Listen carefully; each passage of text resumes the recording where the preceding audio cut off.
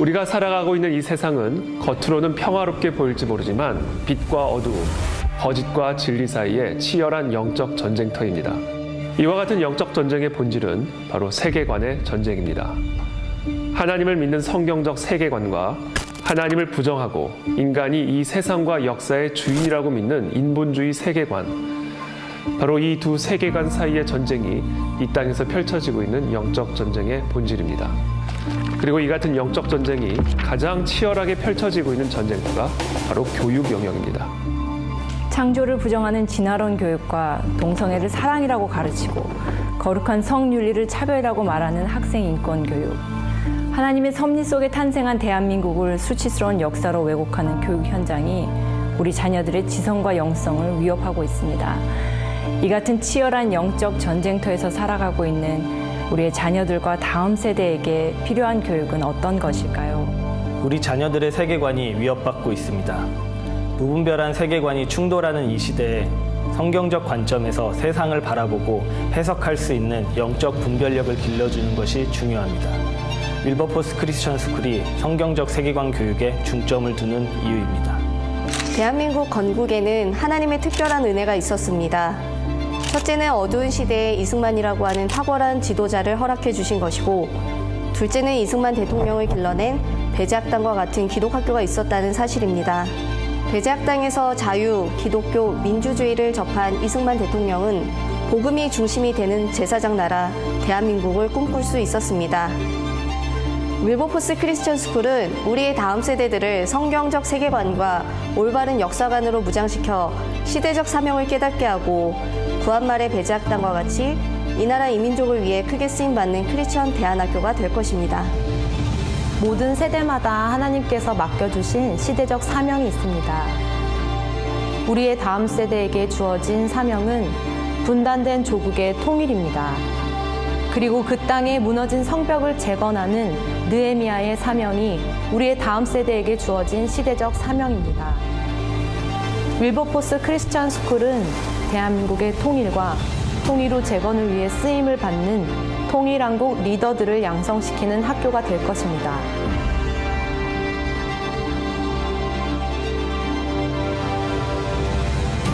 윌버포스 크리스천 스쿨은 우리의 다음 세대들을 성경적인 지성과 기도의 영성으로 무장시켜 이 세상을 변화시키는 그리스도의 제자들로 훈련시킬 것입니다. 성경으로 세상을 보고 기도로 세상을 변화시키자. 윌버포스 크리스천 스쿨에 우리의 다음 세대들을 초대합니다.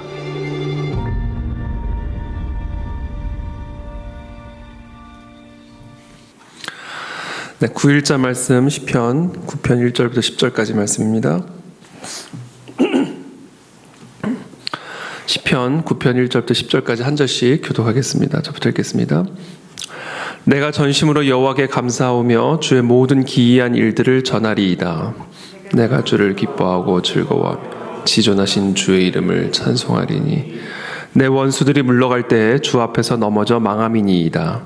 주께서 나의 의와 송사를 변호하셨으며 보좌에 앉으사 의롭게 심판하셨나요. 이방 나라들을 책망하시고 악인을 멸하시며 그들의 이름을 영원히 지우셨나이다.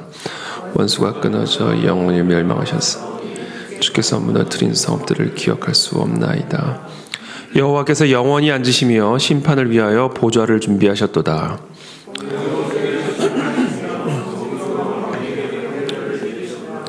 여호와는 압제를 당하는 자의 요새이시요 환난 때의 요새이시로다. 여호와여 주의 이름을 아는 자를 주를 의지하오리니 이는 주를 찾는 자들을 버리지 아니함심이니이다. 아멘. 내가 전심으로 여호와께 감사하오며 주의 모든 기이한 일들을 전하리이다. 오늘 다윗은 하나님이 다윗의 삶에 행하신 그 기이한 모든 일들을 전하며 하나님께 감사를 드리고 있는 것이죠. 다윗의 삶에 기이한 일을 행하신 하나님. 여러분, 우리 하나님은 저와 여러분들의 삶에 기이한 일들을 행하실 줄을 믿으시기를 축복합니다. 우리 하나님은 우리가 상상하지 못하는, 우리가 생각하지 못하는, 우리가 기대하지 못했던 또 우리의 지혜와 우리의 역량을 넘어서는 기이한 일들을 우리를 위해서 행하시는 하나님이십니다.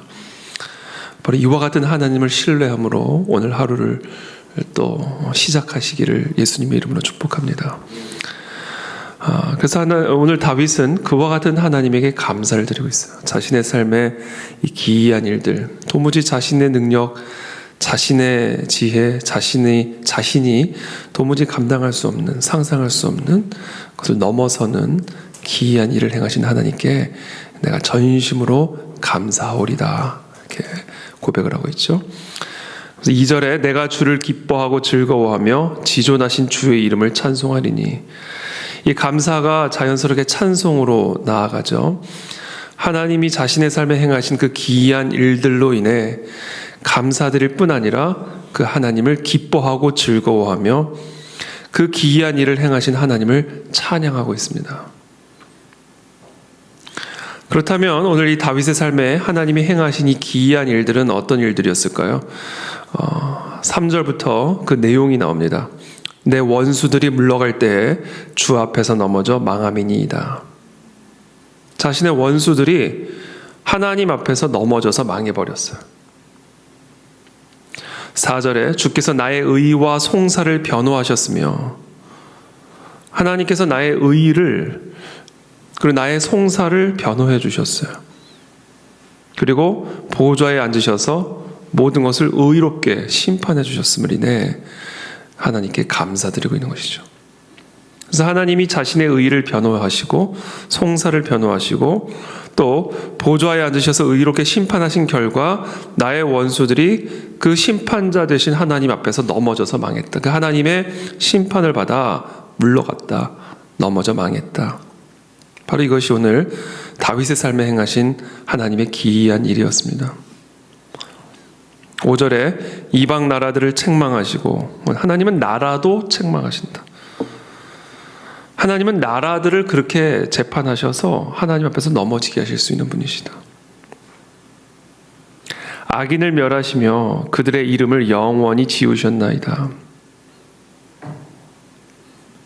자신을 공격하고 자신에게 악을 행하는 그 악인을 멸하실 뿐만 아니라 그의 이름을 완전히 지워버리셨다. 사람들의 생각 속에 이 세상에서 흔적도 남기지 않고 지워버리시는 분이 바로 의롭게 심판하신 심판자 여호와 하나님. 그것이 다윗이 경험하고 있는 하나님의 기이한 일이죠. 6절에 원수가 끊어져 영원히 멸망하였사오니 주께서 무너뜨린 성읍들을 기억할 수 없나이다. 기억조차 소멸하셨어요. 그 원수를 소멸하셨을 뿐 아니라 그 원수들에 대한 기억조차 소멸시키시는 하나님. 이것이 우리 하나님이시죠. 7절에 여호와께서 영원히 앉으시며 심판을 위하여 보좌를 준비하셨도다. 우리 하나님은 이 심판의 보좌에 앉아 계신 분임을 오늘 이 시편의 다윗은 특별히 강조하고 있습니다. 오늘 다윗이 특별히 경험하고 있는 하나님은 심판자 되시는 하나님. 그래서 자신의 의와 송사를 변호하시고 의롭게 심판하심으로 자신의 원수들의 이름을 영원히 멸하시고 그 원수들에 대한 기억조차 소멸시키시는 그와 같은 하나님을 하나님께 감사드리며 진심으로 기뻐하고 즐거워하며 찬송하고 있는 오늘 다윗의 모습을 보게 됩니다. 8절에 공의로 세계를 심판하시며 정직으로 만민에게 판결을 내리시리로다. 우리 하나님은 이와 같은 재판장이 되시는 하나님이다. 그러면서 오늘 다윗은 결론적으로 다음과 같이 우리들에게 권면합니다. 여호와는 압제를 당하는 자의 요새이시오 환난 때의 요새이시로다. 자, 이와 같은 심판자 되시는 하나님, 원수들을 심판하시는 하나님, 나의 의와 송사를 변호하시는, 그래서 이방 나라를 책망하시고 악인을 멸하시고 그들의 이름을 영원히 지우시는 그 하나님, 그 하나님은 압제를 당하는 우리들의 요새가 되시고 환난 날에 우리의 피난처가 되신다. 그러므로 여호와여 주의 이름을 아는 자는 주를 의지하오리니 이는 주를 찾는 자들을 버리지 아니하심이니이다. 그러므로 그 여호와의 이름을 의지하라. 그 여호와의 이름을 찾아라. 우리 여호와 하나님은 그와 같이 여호와의 이름을 의지하는 자들을 버리지 아니하시는 분이시다. 여러분 오늘 이 새벽에 그 여호와의 이름을 의지하며 나가게 되기를 축복합니다. 오늘 다윗은 그 여호와의 이름이 어떠한 것인지를, 여호와의 이름을 아는 자에게 주시는 복이 어떠한 복인지를, 여호와의 이름을 알고 의지하는 자, 그래서 그 이름을 감사하고 그 이름으로 인해 기뻐하고 즐거워하며 그 지존하신 주의 이름을 찬송하는 자들에게 하나님이 어떠한 기이한 일들을 행하시는지를 우리에게 설명해주고, 우리들도, 너희들도 그렇게 여호와의 이름을 의지하며 우리를 압제해서 건져내시고 환난 날에 요새가 되시는 그 하나님께 나아가라 라고 오늘 우리들에게 권면해주고 있습니다. 여러분, 하나님은 지극히 높으신 자이십니다. 하나님의 이름은 지존하신 이름이시죠. 지극히 존귀하시고 지극히 높으신 이름, 모든 것을 다스리시고 모든 것을 통치하시는 여호와 하나님. 그래서 우리는 두 가지를 오늘 기억해야 됩니다. 우리가 주의 이름을 알고 그 주의 이름을 찾는다라는 것은 결국은 우리가 무엇을 기억하는 것인가? 하나님은 지극히 높으신 분이시기 때문에, 그래서 모든 것을 다스리고 통치하시는 분이시기 때문에 모든 일에 있어서 우리는 그 여호와께 감사하고 그 여호와를 기뻐하고 즐거워하며 찬송해야 한다라는 사실을 우리가 오늘 기억해야 합니다. 하나님은 지극히 존귀하시고 지극히 높으신 분입니다. 그래서 그 하나님의 뜻을 벗어나는 일들은 이 땅에서 일어날 수가 없는 것이죠. 그 하나님은 지극히 높으신 여호와 하나님이시기에 우리에게 모든 일을 합력하여 선을 이루실 수 있는 분이십니다. 그러므로 그 하나님께 범사에 감사하고 그 하나님께 항상 기뻐하고 즐거워하며 찬송을 올려드릴 것을 오늘 시편 다윗은 우리에게 아주 강력하게 자신의 간증을 담아 이렇게 표현하고 있는 것이죠. 그래서 우리가 어떤 상황에 있든지 간에 그렇기 때문에 우리가 어떤 상황 가운데 있든지 그 상황의 수위보다 찬양의 수위를 더 높여야 됩니다. 무조건 더 높여드려야 돼요. 왜냐하면 하나님은 무조건 높으신 분이기 때문에. 지금 나를 누르는 여러 상황들이 있다고 가정해 봅시다. 나를 핍박하는 이런 원수들이 있다고 가정해 봅시다. 그 원수들에 대한 두려움보다 하나님에 대한 찬양과 감사가 더 높아져야 된다는 것이죠. 이게 수위를 더 높여야 된다. 그때 두려움이 소멸이 되고, 그때 염려가 소멸이 되고, 분노가 소멸이 되고, 내 마음에 찬송과 감사와 기쁨이 살아나 솟아나기 시작한다는 거죠. 이게 찬양이에요, 찬양. 그래서 우리는 언제나 어디서나 그 여호와 하나님께 기뻐하며 즐거워하며 찬송하는 예배자가 되어야 됩니다. 그러므로 여러분, 저와 여러분들이 어떤 상황이 있든지 그 자리에서 예배자가 되시기를 축복합니다. 예배자가 된다는 것은 어떤 상황보다도 하나님을 더 높여드린다. 어떤 상황보다도. 최악의 상황, 심지어 그것이 죽음이라 할지라도 그 상황에서 여호와 하나님의 이름을 더 높여드릴 때 죽음을 이기는 평안이, 죽음을 이기는 기쁨과 소망이 내 안에서, 우리들 안에서 살아나게 된다는 것이죠. 왜냐하면 하나님이 지극히 높으신 분, 하나님보다 더 높으신 분은 없기 때문에 하나님보다 더 높아져 있는 것들은 다 하나님 아래로 끌어내려와야 돼요. 하나님보다 나의 상황이 더 높아져 있을 때, 하나님이 그 무언가보다도 더 낮게 위치에 계실 때 나타나는 현상들이 염려, 두려움, 분노, 미움, 미혹, 유혹, 이런 증상들이 나타나는 것이죠. 그러나 하나님이 그 모든 것들보다 더 높아질 때, 그때 그 모든 것들이 소멸되기 시작하는 거죠. 죽임을 당합니다. 그러면서 내 마음에 기쁨이 살아나기 시작하고, 소망이 살아나기 시작하고, 즐거움이 살아나기 시작하고, 바로 이것이 찬양이다. 찬양. 그래서 오늘 하루 종일 찬양하시게 되길 축복합니다.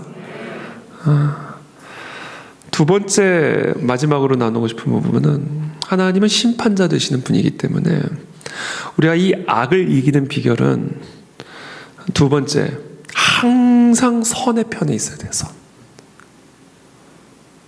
아무리 악이 우리를 핍박하고 아무리 악이 강성해진다 해도 우리는 어떤 상황에서도 이 선을 포기해서는 안 됩니다.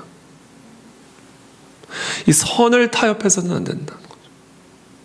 하나님의 말씀, 하나님의 규례와 율법을 어떠한 악 앞에서도 포기하거나 타협하거나 버려서는 안 된다.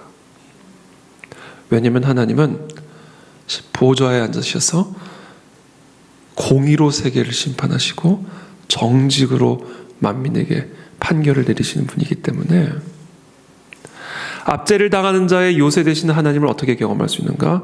환난 날에 우리의 요새 되시는 하나님을 어떻게 경험할 수 있는가? 어떤 상황에서도 의의 자리에, 어떤 상황에서도 선의 길을 우리가 걸어갈 때, 그때 우리는 선을 압박하는, 공격하는 악을 심판하시는 하나님의 그 기이한 일을 경험하게 되는 것이죠.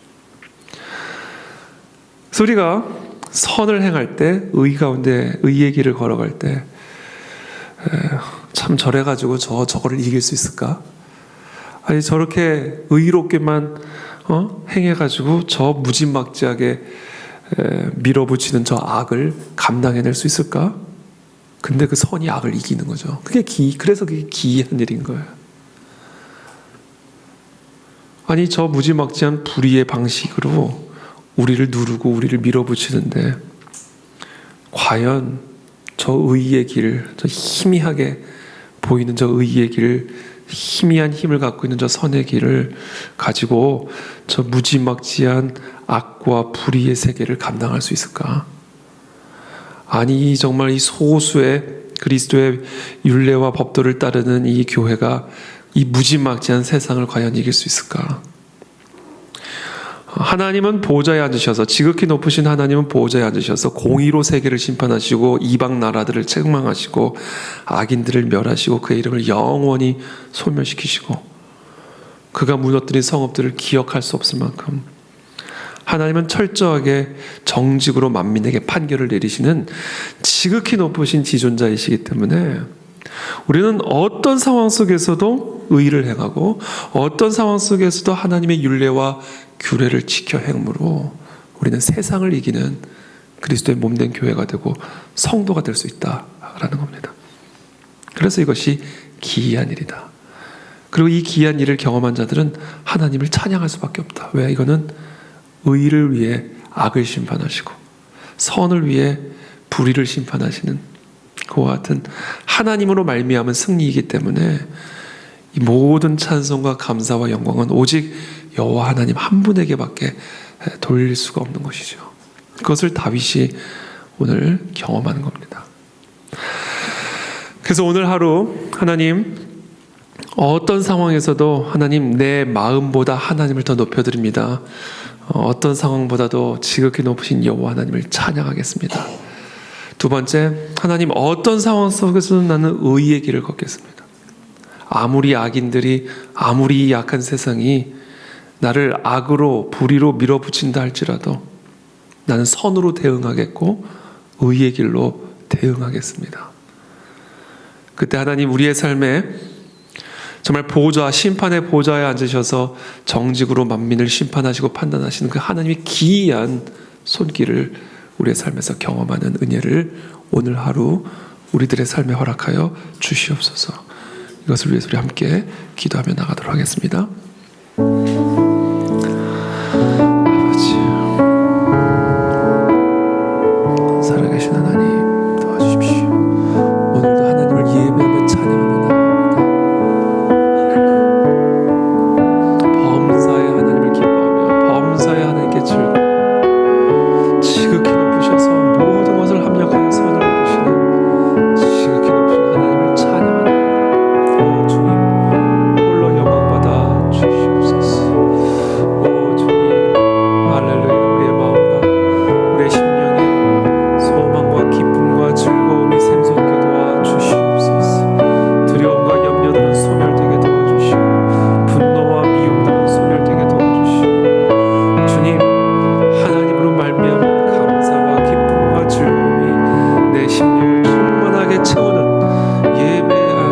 예배의 하루가 될 수 있도록, 예배자의 삶이 될 수 있도록 축복하여 주시옵소서. 선의 길을 걸어가게 하십시오. 의의 길을 걸어가게 도와주십시오. 선으로 악을 이기는 오늘 하루가 될 수 있도록, 하나님 의로 불의를 이기는 오늘 하루가 될 수 있도록, 그래서 불의를 심판하시며 악을 심판하시는 그 하나님의 기이한 일들을 경험하고 목도하는 사랑하는 모든 성도들 될 수 있도록 축복하여 주시옵소서. 살아계신 하나님 감사합니다. 오늘도 진정한 예배자의 삶이 되게 도와주시고, 오늘 하루도 불의와 타협하지 않고 악과 타협하지 않고 선의 길, 의의 길, 주의 율례와 법도의 길을 걸어 나아가는 사랑하는 우리 모든 성도들 되게 도와주시어서 오늘도 우리 하루 가운데 또 우리의 삶 가운데 기이한 일을 행하실 그 하나님을 감사하며 기뻐하며 즐거워하는 복된 하루가 될 수 있도록 은혜를 베풀어 주시옵소서. 감사하며 예수 그리스도 이름으로 기도합니다. 아멘.